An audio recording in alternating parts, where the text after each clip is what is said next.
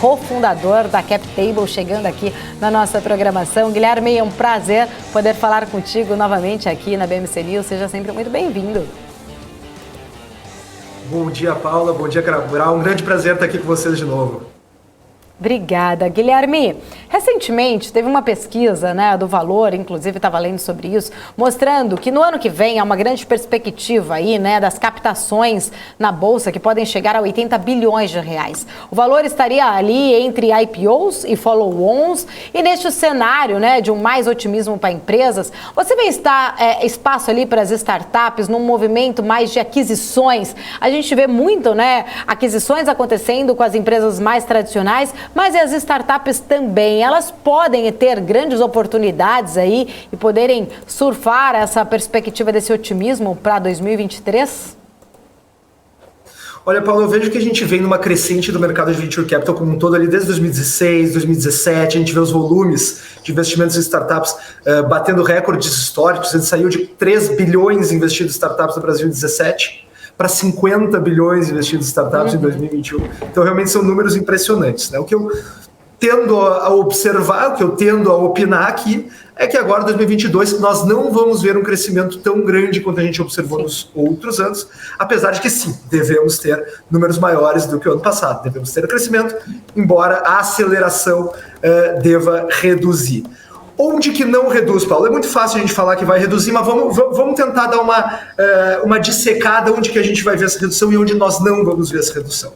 Onde nós não vamos ver essa redução, provavelmente, é na atividade que a gente chama de Corporate Venture Capital. Corporate Venture Capital são grandes corporações adquirindo ou investindo em startups. Então, esse cenário ele deve continuar bastante líquido e deve se acelerar, porque agora, afinal de contas, a gente tem, inclusive, um ajuste nos valuations das startups que estavam exagerados por conta desse excesso de liquidez, o que gera oportunidades para grandes corporações comprarem startups.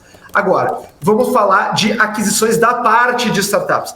Olha, a gente sempre vê aquelas startups que já chegaram no cenário ali de valuation de 100 milhões, 200 milhões, 500 milhões de reais, começar a olhar para baixo, para quem está surgindo, e começar a adquirir os seus concorrentes para fazer aquele crescimento inorgânico que a gente costuma comentar. E esse também deve ser outro fenômeno que a gente deve observar. Afinal de contas, muitas startups que chegam nesse momento de valuation de 200 milhões, 500 milhões, quando captam recursos, esses recursos são justamente para fazer aquisição. É uma marca desse estágio de fundraising dessas startups. As startups já são grandes, o fundraising delas, a captação de recursos, tem um carimbo para a aquisição. Enquanto naqueles momentos mais cedo do desenvolvimento de uma startup, normalmente o recurso ele é usado para desenvolver melhor o produto, ganhar mercados. As startups mais desenvolvidas, elas vão usar os recursos em aquisição. Então, sim, esse é um cenário bastante possível, Paulo. Cabral, eu sei que tem perguntas também para o Guilherme. Putz, eu tenho um zilhão, mas eu vou fazer uma antes. Porque agora eu sou sócio, agora eu aplico na CapTable. Tá pensando o quê? O negócio do confirma, são 2 meses, eu fico olhando para a tela todo dia. Tá confirmado do confirmado, mas ainda falta o confirmado confirmar. Meu amigo, deixa eu tirar uma dúvida contigo. Juros a 14%. Eu olho lá para um CDB de banco ruim, banco horroroso. Tipo assim, Caixa, Banco do Brasil, Itaú, que eu nem olho FGC, eu ganho 11, eu ganho 12. Se eu olhar para FGC, que eu olho, os outros aqui não, porque 250 mil é gota. No meu caso, que eu olho para FGC, ele não desmentiu, ele só riu, então é verdade. A Paula ainda fez assim, ele só riu. Então eu que olho para FGC, eu vejo IPCA mais 7, 15 ao ano. Como ir para renda variável, que startup não deixa de ser uma renda variável de capital fechado. Como atrair esse público? Cabral, nosso investidor VIP, Paulo, a última vez que eu tive aqui com vocês, foi o Cabral fazendo o investimento dele ao vivo aqui conosco, né, Cabral? E desde então ele se tornou aí um cliente VIP da CapTable. Mas, Cabral, realmente esse é um grande desafio. Assim, a gente vê que o setor de venture capital como um todo, o volume de investimentos em startups, ele tende a não ser tão impactado pelo cenário de juros brasileiro quanto ele é impactado pelo cenário de juros americano. né? Então a gente falava aqui, eu estava acompanhando aqui o André Machado Barbosa falando sobre esse cenário de inflação americana e esse ciclo de aperto monetário que está sendo levado a cabo nos Estados Unidos na tentativa de controlar a inflação. Isso sim tende a prejudicar os volumes em venture capital brasileiro. Afinal de contas, o capital que os fundos têm para investir hoje, boa parte ainda vem de fora. Agora, o desafio, Cabral, é esse que tu colocaste. Como que nós aqui na CapTable, que temos como um dos propósitos massificar, disseminar esse investimento em startups, também para o pequeno investidor, para o investidor comum, como é que a gente atrai esse cara que lá na renda fixa está ganhando bananas de dinheiro? Bom, a gente percebeu certo arrefecimento na demanda pela nossa classe de ativo, que é natural no mercado. Mas, como tudo, né, a economia acaba equilibrando a equação microeconômica entre oferta e demanda no fator preço. Né? Então a gente está vendo os valuations das startups, a gente fala em valuation, esse nome chique, mas na verdade nada mais é do que o valor de mercado de um negócio, o valor de mercado de uma organização, e a gente vê os valuations voltando a patamares módicos e gerando mais upside para o investidor que entrar agora. Então se a gente olha para o impacto desse aumento de taxa de juros ao longo do setor, ao longo dos estágios de desenvolvimento de uma startup, a gente vê o late stage, que a gente chama, ou seja, as startups mais maduras sofrendo uma escassez maior de recursos do que as startups em estágio mais inicial. O que eu quero dizer com isso? Eu acho que essa escalada de juros no Brasil tende a impactar muito menos essas startups em estágio inicial. Porque apesar de eu estar ganhando 12%, 13% da minha renda fixa, quando eu invisto startups em estágio inicial, eu estou buscando ganhar 30%, 35%, 40%. Então, meu prêmio de risco de 10%, 15%, 20%, ele mais do que justifica eu também montar o meu portfólio de startups ali com 5%, 3% do meu patrimônio. Não precisa ser muita coisa, mas eu vou montar ali o meu cesto de apostas, né, o meu portfólio de investimentos em startups e, claro, vou manter a maior parte ali do meu patrimônio nos investimentos mais tradicionais, inclusive na renda fixa aí, né, que está dando de volta, dando alegrias aí aos grandes rentistas brasileiros. Pode falar, Cabral. Guilherme, só uma dica para vocês. Ele já estava assim aqui, ó, Guilherme. Já. Uma coisa que eu sou muito visual, não sei se você falar, esse é problema teu, Cabral se vira e vida que segue. É quando tem um projeto de vocês, ter uma entrevista com o dono, ter um papo, para eu entender um pouco mais do que uma página fria. Cabral, acho que o time esqueceu de te convidar, então, mas a gente sempre faz uma... Aí, viu? Eu sou mulambo, viu? Eu uso FGC, dá nisso. Quem mandou usar FGC? E eu ainda falei que era o nosso investidor VIP, né? Como é que o nosso investidor VIP não é convidado aqui para os webinars? Mas a gente sempre faz, é super importante a gente, como no mercado de bolsa de valores, que a gente está super acostumado a falar aqui, as informações estão todas disponíveis, a gente conhece as companhias, tem casa de research fazendo análise, publicando relatório. Quando a gente vem para o cenário de startups aqui, obviamente o mercado ele não só é mais incipiente, como também o próprio tamanho dessas companhias e o tamanho das apostas que são feitas nessas companhias às vezes não justifica uma sofisticação tão grande. Mas a gente aqui, como CapTable, a gente tem esse papel, óbvio, né, de estar transmitindo o máximo de informações para o investidor. E, como a gente fala, né, Cabral, que nesse mercado aqui a gente aposta mais no jockey do que no cavalo, ou seja, o empreendedor ele é a figura mais importante, ele é muito mais importante do que a própria startup em si, o modelo de negócio, o produto. A gente precisa apostar em bons empreendedores, sobretudo, né? Então, sim, a gente precisa dar acesso aos investidores, direto com os empreendedores, poderem entrevistar, tirar suas dúvidas, entender como é que ele pensa, quais são os planos para o futuro, para aí poder tomar sua decisão de investimento muito melhor calcado, né, nos estudos que ele pode fazer diretamente com o empreendedor. Ô, Guilherme, só para eu tirar uma dúvida... Fala, Cabral. Não, fechado. Não, ou repetir esse vídeo e deixar disponível em algum lugar, entendeu? Ótimo, ele de fato, logo depois que ele ocorre, ele fica disponível ele fica de fato disponível na página do projeto. Se tem algum projeto que não está com esse link, pode deixar que eu vou pedir para o time aqui dar uma verificada logo mais e eu já vou mandar aí para o nosso investidor VIP para assistir. Isso aí. Ele só quis fazer questão de vir hoje aqui, porque ele sabia que era você, só para fazer esse pedido ao vivo. Eu falei, quando eu apliquei, eu falei, eu vou aplicar porque eu não conheço nada e toda vez que você vier aqui eu vou te ferrar de pergunta. Eu falei, não, pode pegar o vídeo. Tá certo. Falou mesmo, tá falou certo. mesmo. É um homem de palavra, Cabral é um homem de palavra.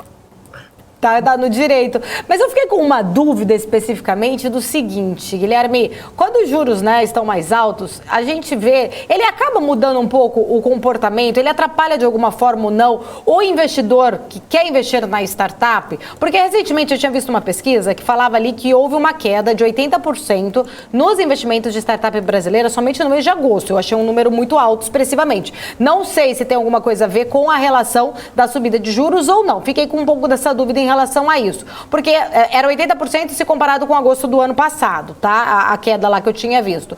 Isso pode estar atrelado ao aumento de juros especificamente? No caso seguinte, eu vou investir em startup. Não, eu tenho aquilo que o Cabral falou, eu tenho números bons aí, produtos bons de renda fixa. Existe uma mudança no comportamento do investidor? Em vez de eu investir diretamente numa startup e ter, de repente, um risco dessa startup virar ou não, eu mudar um pouco e ir, de repente, para uma renda fixa. Atrapalha ou não? Paula, eu não tenho dúvida que atrapalha, porque, obviamente, todo investidor, com a sua matriz de alocação de recursos, tende a buscar as oportunidades com a melhor relação risco-retorno. Então, quando a gente aumenta o retorno de uma aplicação com menor risco, é natural que a gente migre na margem os nossos investimentos para lá. Então, sim, reduz bastante a alocação em Venture Capital. Agora, é importante pontuar esse dado que foi colocado aqui, que tu trouxeste, né? Eu não sei onde é que tu leste essa reportagem, provavelmente comparando agosto do ano passado com esse ano. Certo, mas aí eu vou com todo respeito à classe, né, mas eu acho que é coisa de jornalista, Paula. Por quê? Porque agosto passado foi um outlier em investimentos em startups. Nós tivemos 2 aportes muito grandes, que foi na PetLove e na OMIE, o software aquele de RP, gestão financeira para pequenos negócios, para PMEs, né?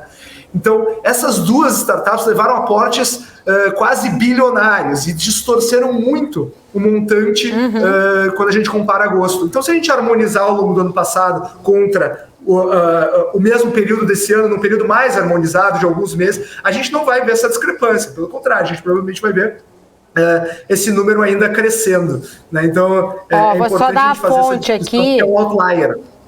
Isso. Não, e eu não tenho problema nenhum de criticar a mídia. Eu sou a primeira a criticar, tá? Pode falar, pode criticar, porque eu acho que realmente hoje as mídias são muito tendenciosas. Por isso que eu gosto realmente de tirar a dúvida com quem entende. Porque hoje em dia a gente lê uma informação que a gente fica ali sem saber exatamente qual que é o viés daquela informação. Tá na exame.com. O relatório foi da Plataforma de Inovação Aberta Distrito, em parceria com o Bexis Banco, que mostrando que as startups brasileiras estão encarando efeitos colaterais de recessão do mercado de Venture Capital globalmente. Segundo a pesquisa, os investimentos de riscos nas empresas de tecnologia do Brasil, as startups caíram em 80% em agosto, frente ao mesmo período de 2021. Foram captados ao longo do mês de agosto 174,2 milhões de dólares em 43 rodadas de investimento, enquanto em 2021 havia sido 880 milhões de dólares em 77 rodadas de investimento. Na matéria publicada no dia 6 de setembro de 2022, pela jornalista Maria Clara Dias, da Exame.com. Tá aqui, então, a fonte dada. Só para a gente não ter dúvidas. Perfeito. A gente precisa descontar entre esses 2 aportes que foram, de fato, outliers aí para a gente conseguir fazer uma comparação justa. Exatamente, muito bem esclarecido, obrigada até por trazer aí uma atualização. Guilherme, uma outra questão também que tem me chamado muita atenção, bom, a gente tem visto, né, um cenário muito desafiador, não só para as startups, mas também para as empresas tradicionais. O Grupo Primo, por exemplo, fez um novo corte na equipe, demitindo 40 pessoas, inclusive essa reportagem está lá no nosso portal, bmcnews.com.br. É a segunda vez neste ano que a empresa demite aí dezenas de funcionários, em maio houve um corte muito grande também. A empresa de Thiago Nigro disse que tudo isso faz parte de uma reestruturação da equipe, que essa troca é muito necessária para manter o negócio saudável e forte por um longo prazo. Nós vimos esse movimento não só na empresa do Primo Rico, eu trouxe ela aqui como um exemplo, claro, por ele ser uma referência também muito conhecido pelo nosso público, mas isso aconteceu com outras startups e também com muitas empresas, né? Não podemos nem descartar o Grupo Meta também, que anunciou demissões, Twitter, Tesla, enfim, grandes empresas também passando por essa reestruturação. Mas uma pergunta pergunta, vindo para o lado da startup, é: num passado recente, as startups ela tinha uma cultura de que não precisaria se preocupar muito numa geração de resultado no curto prazo, né? Tinha ali o caixa do investidor para crescer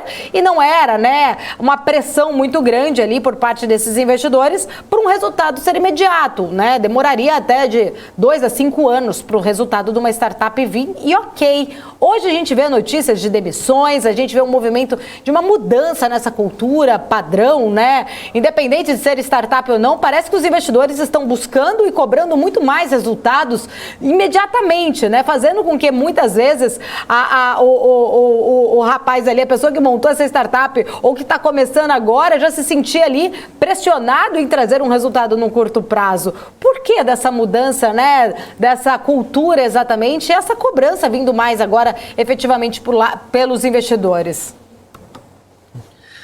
Bom, Paulo, eu acho que a boa teoria econômica ela mostra que uma distorção no custo de capital para baixo, ou seja, né, o custo de capital artificialmente baixo, ele faz com que nós, baseados nessa abundância artificial de capital, tomemos decisões de investimento não tão sóbrias, não tão racionais, né? E se isso vale para a economia e os entes econômicos, agentes econômicos de forma geral, não pode ser diferente no segmento de venture capital e investimentos em startups. Então a gente vê um mercado altamente irrigado por recursos e muitos desses investidores realmente não tinham muito critério para investir numa startup. Se tinha algumas métricas de tração, se tinha um founder showman que abria um PowerPoint e dava o seu show, eles estavam colocando um dinheiro para comprar a sua entrada e eventualmente acompanhar as empresas nos follow-ons na sequência, né?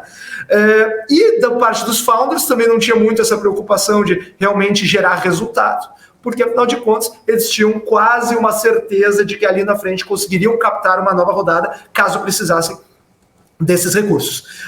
Então o foco ele era muito em crescimento, e quando a gente fala crescimento, a gente está falando basicamente de crescer receita, né? O top line daquela organização. Agora, o jogo virou, agora a turma está querendo falar no bottom line, está querendo falar de quanto resultado você está gerando. Por quê? Porque uma startup, por natureza, ela tem um modelo de negócios repetível e escalável que faz com que ela capte recursos do mercado para incorrer em prejuízos operacionais, queimar caixa para crescer o mais rápido possível. Tá? Bom, se eu faço isso, se eu tenho um fluxo de caixa negativo, eu vou no mercado, capto recursos para bancar esses prejuízos. Um grande exemplo que eu gosto de citar, a Amazon. A Amazon passou 20 anos, Paulo, 20 anos dando prejuízo. Como que a Amazon não quebrou? Sempre que acabava o dinheiro, ela abria mão de mais participação, ou seja, vendia mais ações para o mercado para captar recursos, para bancar esses prejuízos, para continuar gastando dinheiro para crescer, até virar esse monstro global que virou. E um caso interessante é que o Jeff Bezos, né, o CEO da Amazon, no 21º ano ele deu lucro. E ele fez uma carta aos seus acionistas pedindo desculpas por ter dado lucro. Porque se ele deu lucro, significa que ele não usou todos os recursos que ele tinha à disposição para continuar crescendo o negócio, que era o foco então. Bom, as startups vinham fazendo isso, Paulo, e agora o foco inverteu. Agora o foco é em sobrevivência, porque, segundo muitos aí do mercado, a gente está vivendo um inverno das startups. Embora eu tenha as minhas críticas a esse conceito, não acho que estamos vivendo um inverno das startups, pelo contrário, estamos num mar de oportunidades. Então vai, quero ouvir seu conceito, né? Já que você fala que é um mar de oportunidades, vamos lá. Entender mais. Bom, Primeiro de tudo, assim, eu acho que esse modelo de negócios das startups não acabou. Esse modelo de captar recursos para crescer muito rápido não acabou. A diferença, que é o que a gente chama de cash burn, né? A diferença é que antes tinha startup que captava recursos, eu até brincava aqui com vocês da última vez que estive aqui, né, que captava esse recurso para colocar bebedor de Red Bull, colocar, né, o tobogã de um andar para outro da startup, inflar, né, o seu setor de pessoal, né, enfim... investimentos não muito calcados em ciência. Agora, a boa e velha estratégia de cash burn baseada em unit economics vai continuar existindo. O que significa isso? Uma startup que capta esse recurso e sabe que cada real que ela investe em aquisição de um novo cliente, ela adquire um cliente que traz 3, 5, 10 reais para essa empresa ao longo da sua vida útil como cliente da empresa, talvez faça sentido eu gastar esse real. Então, por que eu não posso captar dinheiro no mercado e incorrer nesses prejuízos operacionais para que eu possa, ali na frente, ter um cliente que está me dando 5, 10, 15 reais ao longo da sua vida útil? né? Então, essa estratégia de crescimento rápido, ela vai continuar existindo. A gente tem que separar esses dois tipos de queima de caixa. A queima racional calcada em dados e a queima irracional calcada numa conjuntura de racionalidade do mercado. Certo? Bom, essa startup que sabe queimar a caixa direitinho, sabe executar uma boa estratégia de crescimento, ela continua aí no mercado hoje em dia. E ela continua captando recursos. E ela está com um pouco mais de dificuldade de captar, o que gera um bom cenário para que nós, investidores, possamos separar esses dois ativos, o joio do trigo, né? Saber quem são as boas startups e pagar o preço adequado por esse ativo e poder surfar quando ela executar a sua estratégia. A gente está tendo, Paulo, um momento de seleção darwiniana, né? Um momento de seleção natural de bons negócios dentro do mercado. E aquele investidor que estiver posicionado agora, no momento da retomada, vai se dar bastante bem, tenho certeza que não vai se arrepender. Fica a dica aí para o nosso amigo investidor Cabral fazer suas próximas apostas aí na CapTable. Exatamente. Você acha que tocou um ponto muito importante, né, Guilherme? Aquela questão, muitas vezes a gente vê aí uma startup, virou unicórnio, mas a gente não sabe, não vê, nem lembra, né? Às vezes nem fica sabendo dos perrengues que foram os anos. Igual você tocou aí no assunto, a Amazon passou 20 anos sem dar lucro, né? Só foi no 21º ano aí trazer realmente um resultado, né? E muitas vezes, hoje a gente fala, como fazer uma startup virar um unicórnio? Poxa, é um longo caminho. Exatamente, né? Então, assim, fica ali, muitas vezes a gente só quer ver a receita de bolo, mas esquece, né, exatamente, que muitas passaram pelos perrengues e os erros são importantes até, né, para o crescimento aí, amadurecerem, não realmente insistir nos erros, tem que ser resiliente, não insistente, né? Saber exatamente manter o propósito, mas com caminhos ali, se errou, mudar aí o trajeto sem desistir do propósito inicial. Acho que um bom exemplo esse de Jeff Bezos que você trouxe aí pra gente. Vamos lá, Cabral, eu sei que você tem consultoria para fazer, vou deixar, vai. Uma pergunta que eu acho que para investidor comum, eu não sei como resolver esse problema a não ser com curso. Explicar, afinal de contas, como é que funciona na prática uma startup. Falta explicar, assim, para a pasada, entendeu? A grande pasada é entender. Por isso que eu apliquei, para poder aprender apanhando. Eu acho que falta isso, eu acho que falta... não estou dizendo que é CapTable, eu acho que falta do mundo educacional explicar. Todo mundo já... Ação até hoje a gente ainda ensina, que existe há 200 anos. Então, startup, eu acho que ainda tem mais um mundo meio, assim, a busca do investidor do startup na pasada, né? Se você pegar grandes aportes de 1, 2, 3 milhões, esse já entendeu. Eu estou falando para poder ter mercado secundário mais forte, tem que atrair gente grande, vários investidores. Eu acho que falta essa liga aí, entendeu? Cabral, eu concordo plenamente contigo. Aqui na CapTable a gente assume essa responsabilidade de ensinar o mercado, porque a gente sabe que não é o dia a dia da maioria dos investidores de varejo entender como analisar uma startup, como é que funciona uma startup.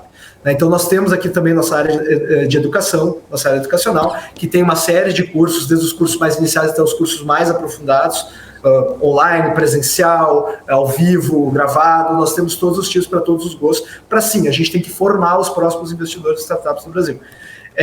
O que eu acho que é importante da gente comentar sobre uma startup é que existem mais semelhanças do que diferenças entre os investimentos em startups e empresas tradicionais. Acho que a principal semelhança é que realmente a gente quer, ao investir, a gente se torna sócio de uma empresa e a gente vai ganhar dinheiro à medida que aquela empresa cresce.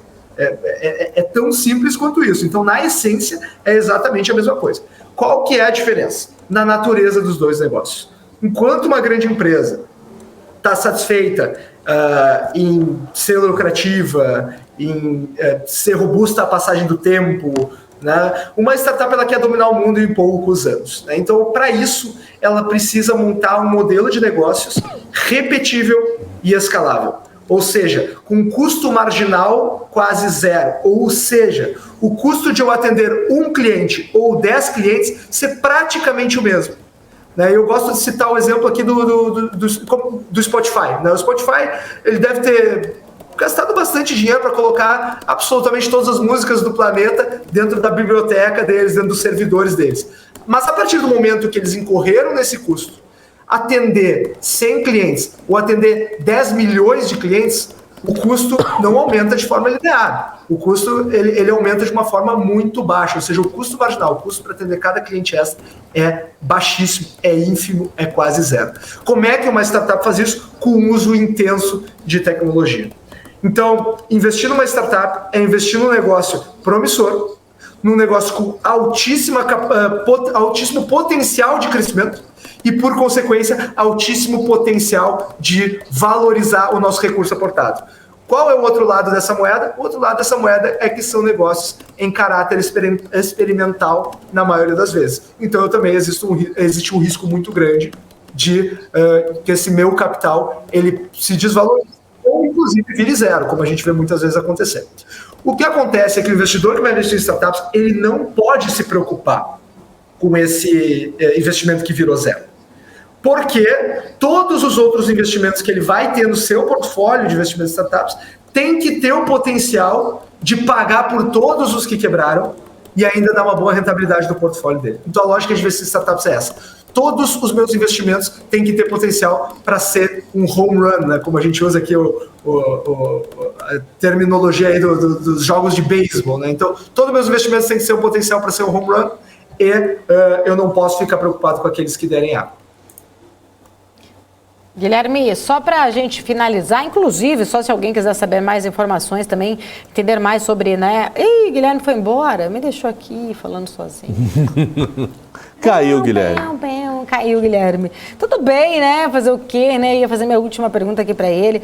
Voltou. Pô, Guilherme, voltou. Achei que você tinha me largado aqui falando sozinha, só porque eu ia falar aqui que tinha um QR Code na tela para quem quisesse saber mais sobre CapTable, só apontar a câmera aí do celular para entender mais e também tirar dúvidas diretamente com eles lá, né? Porque o Cabral tem esse privilégio, né? Investidor que tira dúvidas ao vivo aí não é todo mundo, mas tem aí o nosso QR Code, é só entrar em contato aí, mirar a câmera aí, depois ir direto, ser direcionado lá para a plataforma e tirar as dúvidas com eles. Mas, Guilherme, a minha última pergunta é o seguinte: a gente viu um movimento muito grande de expansão no número de fintechs aqui no Brasil, né? Com esse cenário que a gente tem falado muito, né, especificamente, cenário de juros altos, de inflação, enfim, a gente viu que muitos, né, deles acabaram encontrando até dificuldades para manter a operação. Aquela busca, né, pela fatia ali do mercado dos grandes bancões ainda continua, você acredita?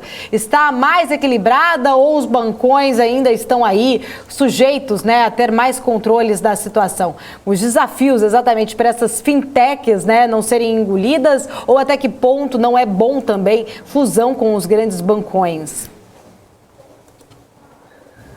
Paula, primeiro pedido desculpas aqui pelo pequeno problema de conexão que tivemos, mas o que eu acho? Eu acho que fintech é um termo guarda-chuva para diversas soluções, para um universo de soluções de serviços financeiros diferentes. Aqui no Brasil a gente teve a primeira onda das fintechs, que foi a onda que a gente chama de unbundling. O que significa isso, Paulo? A gente tinha os grandes bancos, as grandes instituições financeiras tradicionais, pesadas, que ofereciam todos os serviços financeiros que a gente precisava. Ofereciam conta corrente, ofereciam investimentos, ofereciam seguros, ofereciam previdência, enfim, cartão de crédito, todo tipo de investimento que a gente precisava, a gente encontrava nesses bancos. Todo tipo de produto financeiro, serviços financeiros, a gente encontrava nesses bancos.